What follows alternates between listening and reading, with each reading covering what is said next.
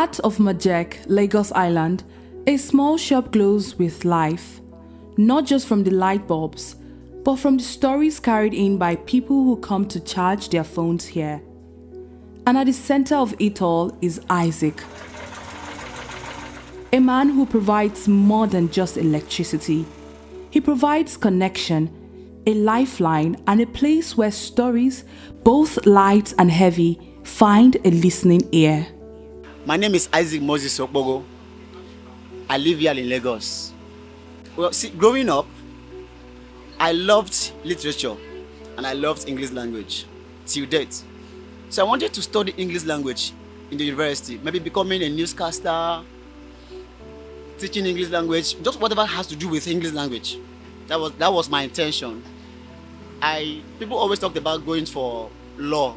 I didn't value that. English language, literature, all I needed was to teach. Because I know I'm a writer, I can do MC, so I had just that dream of becoming a newscaster someday. But it didn't happen that way. After my secondary school days, I did not have any further push.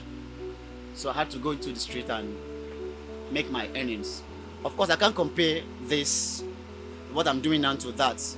Because if I had become a graduate, I'm sure that would have been, I wouldn't know, I would have been much better than this. So, but that's just what I cannot really tell. Because I wouldn't know if my being a graduate would have increased my chances of having a job, or it wouldn't, so I can't tell.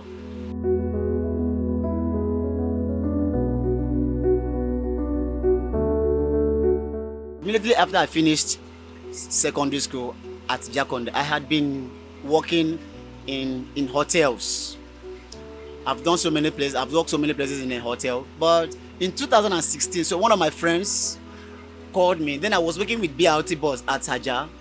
He asked me what I was up to. So I told him. When he saw me, to him I was not good looking. So he said I should come and start working with him, selling CDs, just movies, strictly movies. So there I was. Within a year or two, he asked me to leave the place, maybe because of the reasons best known to him. So when he sent me packing, I was rendered jobless for a year. I did not do anything. Well, it was not easy. So one day I had to leave the house, started walking on the streets, looking for a place where I could get a shop. Fortunately for me, so I saw this place. I had put this container here for almost 5 months. I could not do anything. I could not roof it. I could not paint it. But as God would have it, in 2020, I was able to roof it.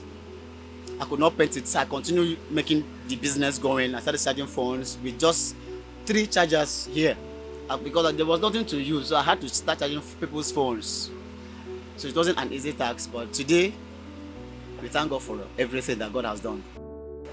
So when I started working with him, with my brother, there was no payment involved. But I think it was after his wedding in 2018 or thereabouts. So he came back and said that, so I supported the wedding with the little I had, and I was very pleased to do so. So when he came back, he said that I had to start making the shop payments. A shop's extension, not even inside the shop. The inside the shop was used as a barber's shop, while I used the extension to sell CDs. So before we knew it, after bargaining, we pitched our monthly payments at 5,000 naira. I started paying him. After 7 months, he moved again to 12,000 naira.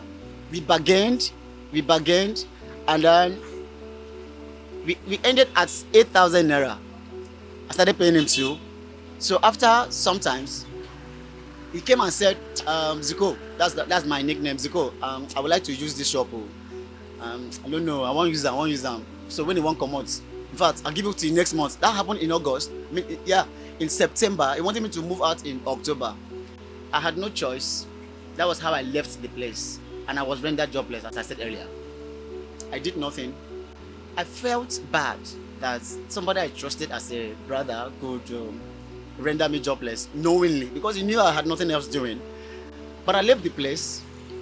I was at home for years. For a whole year, I was at home doing nothing. And how I felt was on even my rent and all of that. So I felt bad, but I forgave him. I forgave him because I just remember something, that it could be a stepping stone for me to start being a man. That was how I started. So I got this place, and by God's grace, I am the CEO. The business is registered. So that is just it. So it's made me a man who I am today.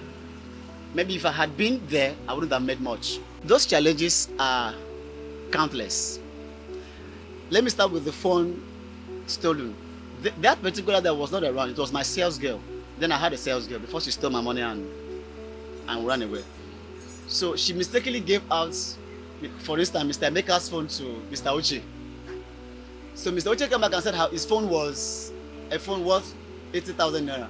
Nobody could tell because I was not there. So I had to pay for Mr. Uche's phone. When I had paid him, some guys came from the area and they wanted to beat me up for being careless. Just because I refused to be charging their phones free whenever they come, because they claim to be the owners of the land. So whenever they come to church, they will not pay. Of course, I had to talk. So they saw me as a threat. Even as I speak with you, it's not been long, I had received several beatings, several slaps from them. Sometimes I would not be looking and I would be laughing because I didn't come here to fight. I came to make money, and that money, I must make it. So whenever that happens, I downplay the whole situations. Challenges are enormous. Of course, coming here every day, having somebody insult you, you might see just a little child come here to talk carelessly. And I will be looking at it, I will just laugh because it is my business and I have to confront them head on. So those are some of the things I have been facing, challenges. I've paid phones and all of that. What I do with those stories, they keep me going. Those stories keep me going. And like one of them told me how the same way I had been facing that situation back then, it was at a shop back there, this complex here. The man threw him out just at the peak of his success. So when he mentioned it, I told him not to be worried, that the man was not his enemy. What the man did was to push him forward. And I bring him in to stay with me here and fix phones. It's a phone engineer. This really makes me happy. I feel fulfilled that at least I have met people's needs. You see, if I had the chance, and I'm still praying to God, I will build a complex and bring in people, many, especially children and the older ones, to live, and I will take care of them. So knowing full well that I have taken care of people, I have solved people's problems, connecting them or helping them connect to their families and also their jobs, it pleases me so much. Every day I appreciate God for that opportunity to do so.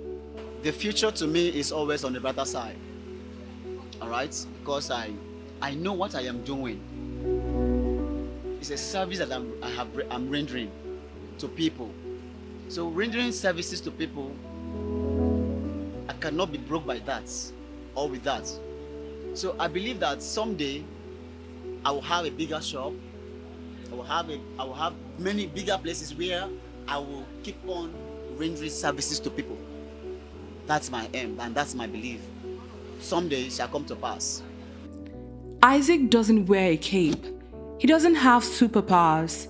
But in a world that often feels disconnected, he is proof that even the smallest sources of power can change lives.